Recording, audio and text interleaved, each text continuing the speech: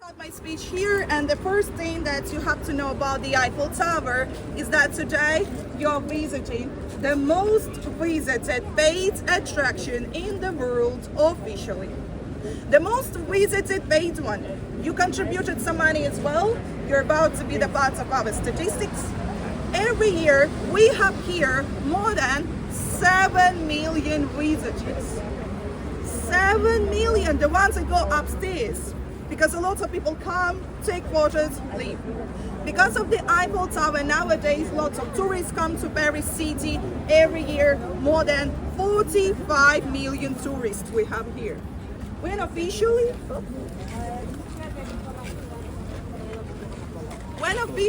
the population of Paris city is only 2 million people. That's why there is a kind of stereotype about Parisians, that they don't like tourists. But guys, they love you.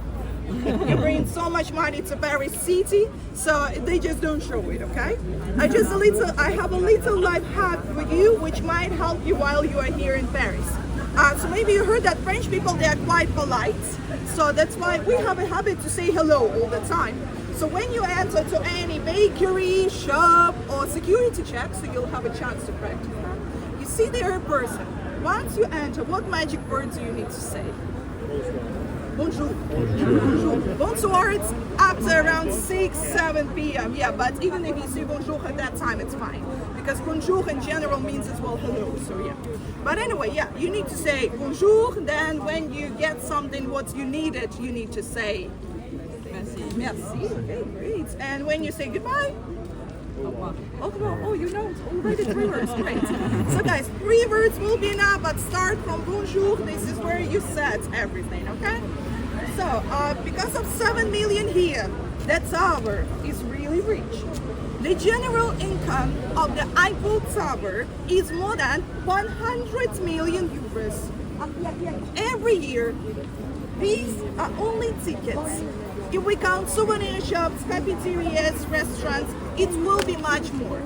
I know that souvenir shops only here last year made 2 million euros per month. Only souvenirs at the Eiffel Tower, guys. So we have big money. So we can move just a bit more, because we have skipped the liners here sometimes.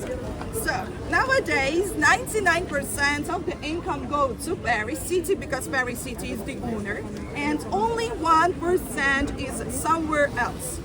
Honestly, I checked Wikipedia, the official website of the Eiffel Tower. I talked to the staff of the Eiffel Tower. No one knows where is that 1%. So somewhere in this world, we have a secret millionaire.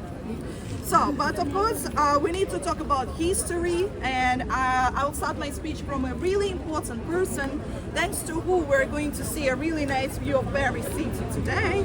Maybe some of you heard his name already.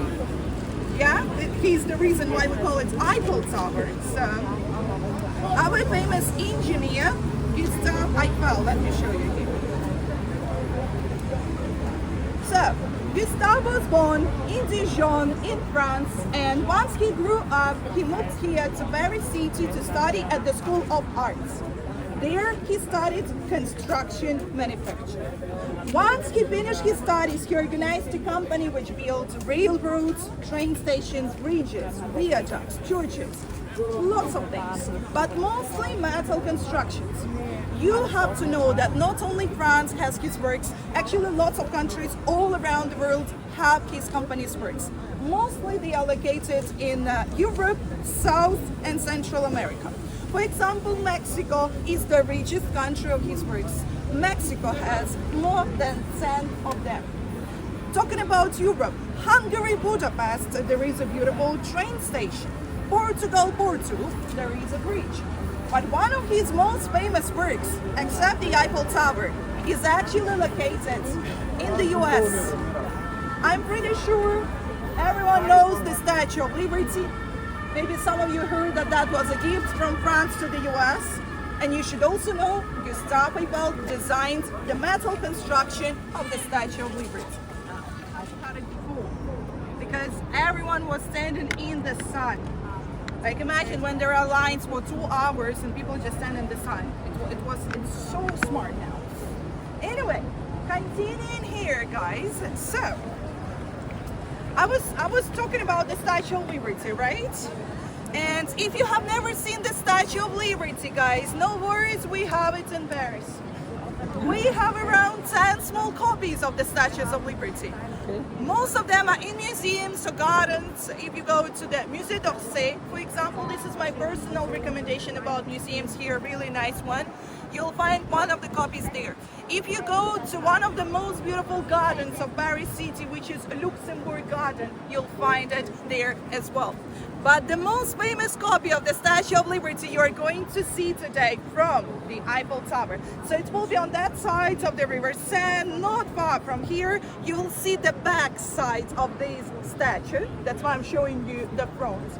This copy is special because this one was a gift from the US to France for 100 years anniversary of French Revolution. So at that time we kind of had an exchange program. So, but anyway, coming back to the main story, once Gustave organized his company, some years passed, it was already 1886 here. And at that time, France started preparing for the Universal Exposition of 1889. First of all, talking about the Universal Expositions, you should know lots of countries still host them, but France mainly did that at the end of the 19th century till around the mid of 20th. I would say this is the way how countries can show off what they achieved in technologies, construction and architecture. That's why you have to know lots of things in Paris were constructed just because of such universal expositions, and the Eiffel Tower is just the most famous one.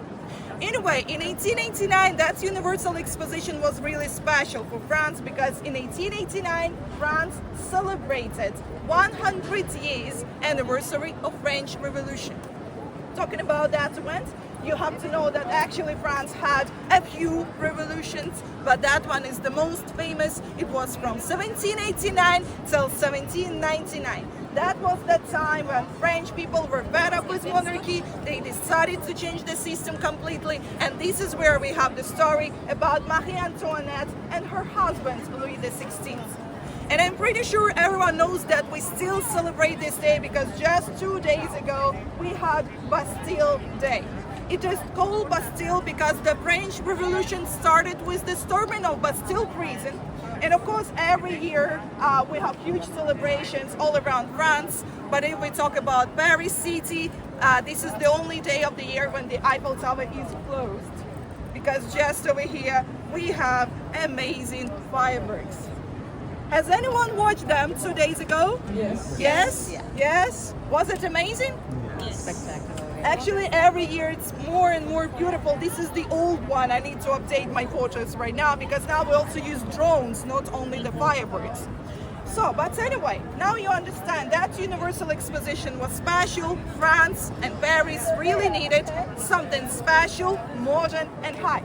And for that, they decided to ask Gustave Eiffel, because he was already famous engineer at that time. Somewhere in his papers, Gustave found this design of the Eiffel Tower, or the tower at that time, just that he had created before. Can you agree that it's not the same one that we have nowadays? Quite similar, but not completely the same. This is just because after that we had a competition for about 20 designers. So we got more designs of the Eiffel Tower. And finally, 2 winners were chosen. They were 2 engineers of Gustave Eiffel's company. And those 2 guys created the design of the tower which we have nowadays. But they also asked the main architect of that company to add something else here. You remember once we entered, I showed you the names on the first floor. Yeah? The main architects decided to add here the names of the scientists for 2 reasons. First of all, to make the tower more unique, because at that time they usually put the names of the kings onto the attractions. Secondly, most of the men whose names are here, they were engineers in physics. Their works and theories were used for the construction of the Eiffel Tower. They have the right to be here. And dear ladies, you noticed I said man because there is no woman's name. There are only men's names. So, but that was the end of the 19th century, so let's forgive them. And the situation is going to be changed really soon. Because on the 25th of March this year, the government made a decision. They're going to put 40 female scientists' names all around the second floor. We still don't know when, we still don't know who is going to be there, but for sure they have to put there Marie Curie. I would say she's the most famous female scientist in France.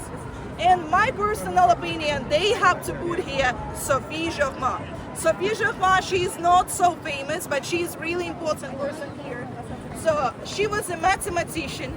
She created the theory of elasticity, which was used for the construction of the Eiffel Tower. And thanks to Sophie, some of you are going to the top today. This is thanks to her, yeah. Over there, but we have them upstairs as well. Okay, but okay, guys, just in case we have toilets upstairs, okay? We're about to go upstairs, actually, so. But anyway, also, before we got the news about female scientists here, anyway, all Parisians and the guides, we always say that this is our Iron Lady. This is the nickname of the Eiffel Tower, which kind of comes from French language, because in French, the Eiffel Tower, this is La Tour Eiffel, where La means that this is feminine. So Parisians say that this beautiful Iron Lady is surrounded by 72 men. She is rich and lucky. She has a 72 men, really good income. Ladies, she's doing fine, okay? No worries about her. But as you can see, Gustave Eiffel didn't do a lot about the design of the Eiffel Tower, but what he did anyway.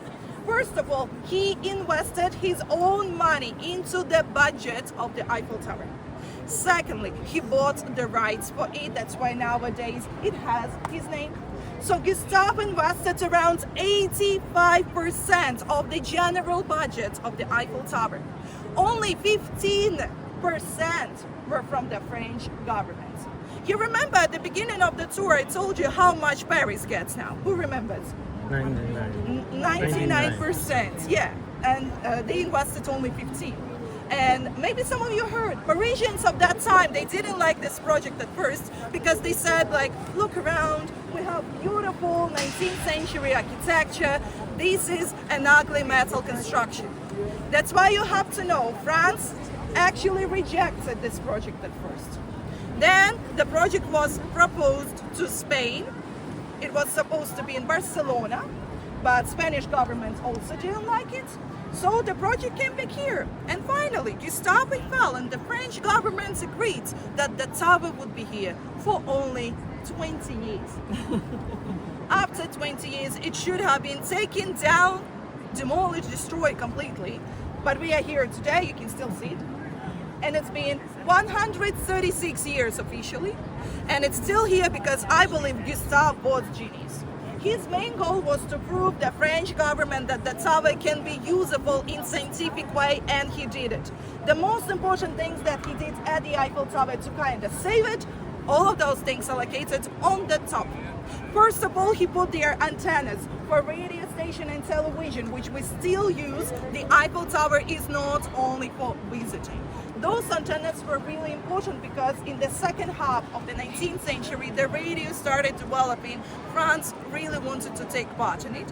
And secondly, maybe some of you heard, somewhere at the Eiffel Tower, we have Gustave Eiffel's secret room. His office, apartment, has anyone heard? No? That's okay, there is no secret. So the ones that go to the top, you'll be able to see it there. And anyway, I have a photo. So that was his office. Here on the right, Gustave Eiffel.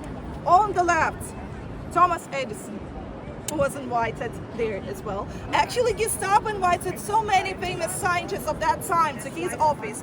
No one except him and his guests could get to the top. So that was a big priority at that time. So in that office, he carried out lots of experiments connected with physics and weather forecasting. So that, I would say, is the main reason why the tower is still here. Of course, we need to talk a bit about the construction. So now you can see it really well here. So you should know we have around 18,000 metal pieces. and around 2.5 million rivets. The approximate weight of the metal construction is 7,300 tons. This is only metal. If we count everything else what we have here, it will be around 10,000 tons. Also, you should know that tower was constructed by only 300 people. 300 workers, not a lot. That was the end of the 19th century as well. They didn't have such technologies that we have now, but still, it took them only 2 years, 2 months, and 5 days to construct the whole tower. 2 years, 2 months, 5 days, so quick, but they had 2 reasons to be so quick, and you already know them. The tower was constructed in 1889. First of all, France celebrated the anniversary of French Revolution. Secondly, we had the Universal Exposition. 2 reasons to be quick, why not? Of course, we do here some maintenance. What we actually do, we paint the Eiffel Tower. That tower is painted every 7 years. That was Gustave Eiffel's decision that it has to be like this because the paint that we use saves the tower from rust. So the tower is painted by only 25 people.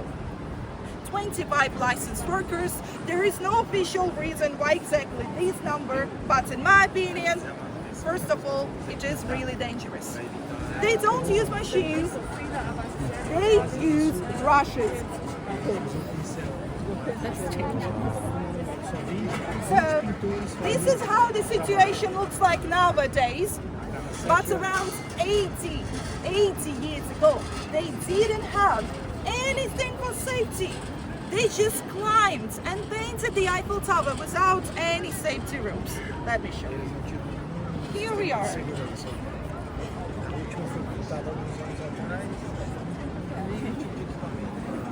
So according to the official information, no one died. Official information, guys, okay? So I hope, of course, I hope.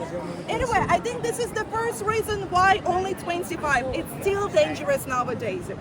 Secondly, I think it is really well-paid job. I mean, it's dangerous. So would you like to apply and become one of the painters today? No? No, not today? Thank you. No. Okay, maybe next year. Maybe next year. Yeah. But anyway, they use about 60 tons of paint to paint the whole Eiffel Tower.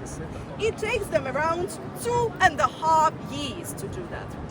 Now let's check how carefully you were listening to me. How long it took them to construct the Eiffel Tower? 2 years, 2 months, and 5 days. Well done, you can apply and become a guide. That's for sure. 2 years, 2 months, 5 days at the end of the 19th century, and now it takes them 2.5 just to paint it. But there are some reasons for that. So first of all, what is obvious, the number of people, 25, 300, there is big difference. Secondly, the method that they use for painting, it's really old and precise method. They have to check each centimeter. Also, it really depends on weather conditions. Rainy, windy, too hot, too cold, they won't do that. And of course, time to time, I already mentioned that before we started the tour, that sometimes we have here working protests. How it works, today is what? Tuesday, Wednesday, yeah? Really nice day to have a protest, why not? They usually do it on weekday. So what happens? We have the same tour, we come with you to the first security check, wait there till around 10 a.m. It's around 10 a.m. The security comes out and says, sorry, we just got to know from the staff of the Eiffel Tower, they are not going to work today. Yeah, it happens. It can happen any day, usually on weekday. So it happens to the Louvre, Versailles Palace. It happens to the Musée d'Orsay time to time, to the public transport, of course. But we are lucky. We are here. No problems today. So, of course, talking about the fact that our painters were on protest as well. For 2 years, guys. For 2 years, they were not painting the Eiffel Tower. So what happens at the end of 2021, the government, Paris City exactly, gave them the money. But you have to know, Paris City is really greedy. I mean, you know how much money they make every year here. So they gave the money for the maintenance, but they removed almost the half of the original budget for the maintenance.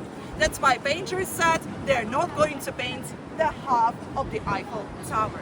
That's why, for example, if you look over there, if you look over there, you can see that on the outside and inside part, we have different colors.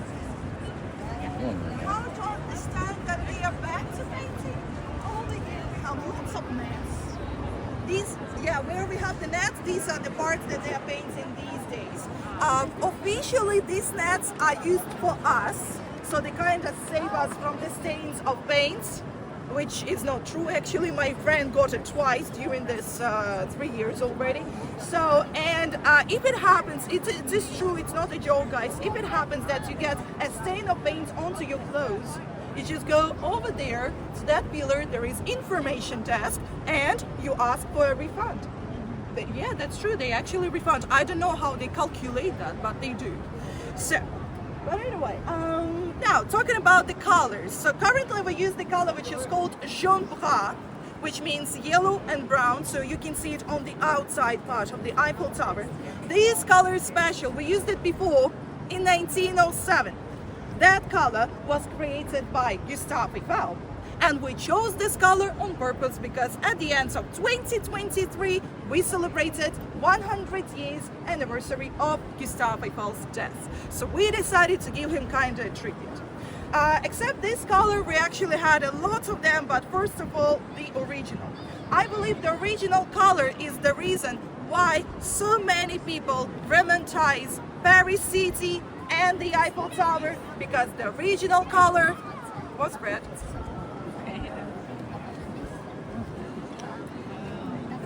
So the original color was called reddish brown. Once they finished the construction in 1889, they started a new painting campaign and they started changing the color. So, but after such a beautiful color, we have here so many different ones, like this. So, as you can see, most of the colors, they were dark colors, except the only one, the yellow. So that color was called ochre jaune, kind of the golden color. And at that time, Parisians said that the tower looked like a huge banana. If you don't believe me, here at the Eiffel Tower in souvenir shops, we have socks with the picture of the Eiffel Tower in the banana peel. So now you know where the story comes from. And there is one more special color. You can see it on the inside part of the Eiffel Tower. This is our previous color, which is called Jaune Tour Eiffel, which means brown Eiffel Tower. That color is special because no one else in the world has the copyrights for this color except the Eiffel Tower, of course. We have the law about copyrights which lasts the lifetime of the creator plus 70 years. Lots of things in Paris and France are under the same law, including the famous blinking lights of the Eiffel Tower. Guys, no worries, the law is really simple. It says that you can't use any photos or videos with the blinking lights for making money. You can't use it for commercial. You can't promote it on any social media. You can't make souvenirs with the blinking lights and sell them. Only the Eiffel Tower has the copyrights for that. But if you're going to send these photos to your family or friends, you're going to post it on Instagram, TikTok, YouTube, wherever you want without promotion, it's completely fine. You don't break the law in this case, okay? And now guys, let's start moving little by little. Question, guys. Is anyone afraid of the heights here? Yeah, I hope it beats. Anyway, the elevator is much better than the stairs in this case. So, okay, we'll move just a bit more. Oh, we'll start moving, guys. It's fine. 330 meters, or 1,076 feet. That tower used to be the highest construction in the world. At the time of its construction, it actually beat the Washington Monument with the height. But then in around 40 years time, a new skyscraper appeared in New York. That skyscraper beat the Eiffel Tower. Any ideas which one it was? Empire State? Empire? What? Empire? Yeah? What? Twin Towers? Sirius Tower? I'm not sure that it's in New York. Sirius Tower, is it in New York? Chicago. In Chicago. Chicago, yes. So that's why I was like, no, and I'm not sure that it's in New York. Okay, so we have Empire, that's all? at Twin Towers. Okay, so we have the Empire and the Twin Towers. Your tour guide, we missed our meeting point. Wanted to make sure. 1,665. Nowadays, the space between the second and the top floor is closed for climbing. That's why everyone who has the top always takes the elevator to the top. But if you still want to have such amazing experience of 1,600 steps, it's possible. Once a year, usually in November, we have a competition. The fastest person to reach the top, using only the stairs from the ground till the very top. The record is 7 minutes 48 seconds. To the top, guys, once again, not to the second. So we have had this record for more than 10 years. No one can break it, but you can try when you come back in November. So the guy that did that, he is Polish. He was in his 40s when he did that, and he is an athlete. So that explains everything, right? So you should know that except doing elevator tours, I also do climbing tours. So during 3 years here, I have climbed exactly that tower around 1,500 times. To the second floor, not to the top, I would tell you. So it still takes me up to so many times. 12 minutes to get to the second floor. So guys, believe me, almost 8 minutes to the top. That's unbelievable. Everything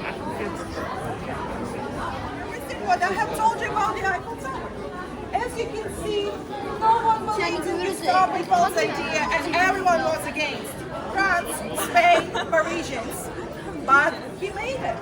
Because I believe Gustavo was stubborn. And secondly, he believes in himself. Summarizing this, you have to believe in yourself. You have to believe in your dreams because they actually tend to come true. I hope that somebody's dream is about to come true really soon. You'll see the view of Paris. I'm pretty sure I have people that came back to Paris City to see it once again. Just last week on Monday, I still remember, I had a couple from London. It was their 30th time in Paris, not 13th. 30th time in Paris. They literally come here once or twice a year every year. So yeah, I mean London is not so far, so why not?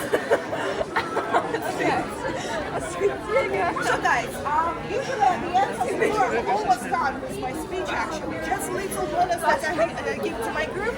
My personal recommendations about Paris City.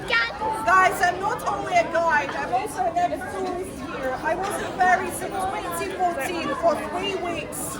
So believe me, I have discovered lots of things. And what is the funny fact about me? During those 3 weeks, I didn't please it. The Eiffel Tower. Yeah, 3 weeks in Paris and no Eiffel Tower. Somehow it happened. So that's why now I call my job my karma. I've been upstairs around 3,000 times. Anyway, guys, my personal recommendations about Paris City. So, first of all, my top 1 recommendations what to do except the Eiffel Tower is, of course, to visit the district, which is called Montmartre. So, I have some people from my tour who was Montmartre. Yeah? Was it really another side of Paris City? So they can tell me for sure. They have experience. Yeah, Montmartre, this is another side of Paris. This is real Paris. This is where you'll get the, like that atmosphere that everyone thinks about Paris. Yeah, so we have there lots of musicians, dancers, and of course artists. Montmartre is really famous because in the 19th century, lots of artists such as Picasso, Pissarro, Van Gogh, Renoir actually lived and created lots of their paintings there. So what is going on right now? When the elevator goes up, the water leaves the pipe, which is inside these weights. And in this case, the weights push the system. When the elevator goes down, like it is happening right now, the water is coming back to the pipe, which is inside the weight, and the pressure of the water makes the weights go up. So the elevators and the weights, they work like this. So inside each weight, we have 3 of them. We have the huge water pipe inside. So All of these elevators, they have 2 levels, so it's like double-deck elevator. Each level can contain around 56 people. One elevator takes around 100 people at once. The speed of this elevator is 2 meters per second, so it will take us around 1 minute to get to the second floor. Really slowly. So now, the elevators that go to the top, they're completely different ones. They have been here since the construction times. They used to use the steam system, the hydraulic system, now they use the electricity. There are 4 of them. The capacity is much smaller than here, around 16 people per elevator only. The speed of those elevators is 4 meters per second. So the ones that go to the top, it will take you literally 83 seconds to get from the second to the top floor. You might have a feeling that you are taking off, okay? But personally, I prefer the elevators to the top to these ones because these ones, they are swimming a bit. So has anyone used Metro Line 6 today? Yes, so the same feeling here, okay? So what is interesting, you can see here the picture, it just explains us that not a long time ago, in the past century, actually, the people that operate elevators, they used to sit outside the elevator. Now they are inside with us, air conditioning and heating system, of course, but this elevator is really interesting because it is going down right now. So just on the back side of it, you will see a man sitting outside. There's no worries, it's a fake man because people, they are inside right now, but you'll see what it looked like not a long time ago. Our plan right now just to take the elevator directly to the second floor. You can use the first one on your way down, remember? We'll get up on the second floor. You will enjoy the view on the second floor. I'll ask you for some reviews as well. And then the ones that have the top option, you'll take another elevator. So guys, I'll just ask you to move inside, take any empty space. Please don't stop me at the entrance because we will get up on the other side anyway, okay?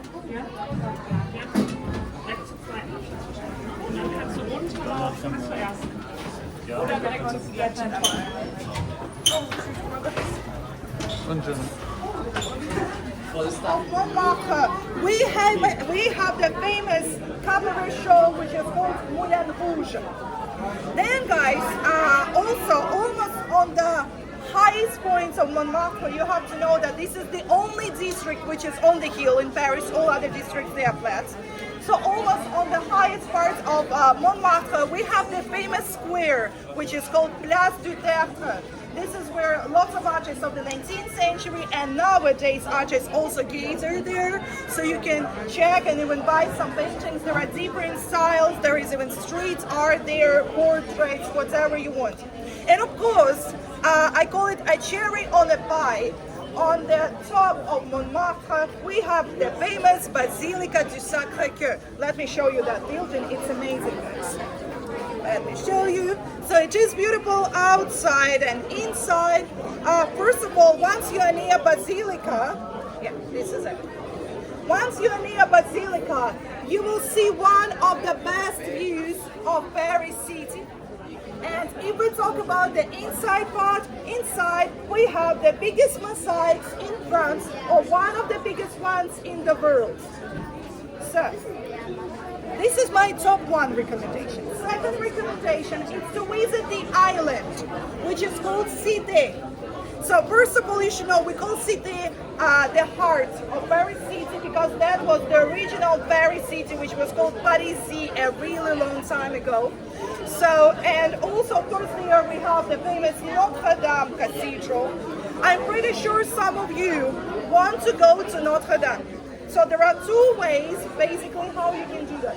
First way, you go to the official website of Notre Dame and try to book €0 tickets. So this is the completely entrance, the entrance is completely free, okay? So you can try to book the tickets. Usually it is overbooked, but you can do it at midnight. Guys, they post the tickets at midnight. If it also doesn't work for you, just go there early in the morning. Usually they open on weekdays at 7:50.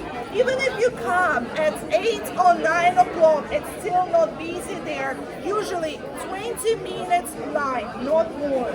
Okay. Then, also on the city island, we have some other things that I recommend you to visit. First of all, we have their Sainte Chapelle, the most beautiful chapel of Paris City. Can you just... wir die Treppe laufen, hätten wir über 1000 Stunden.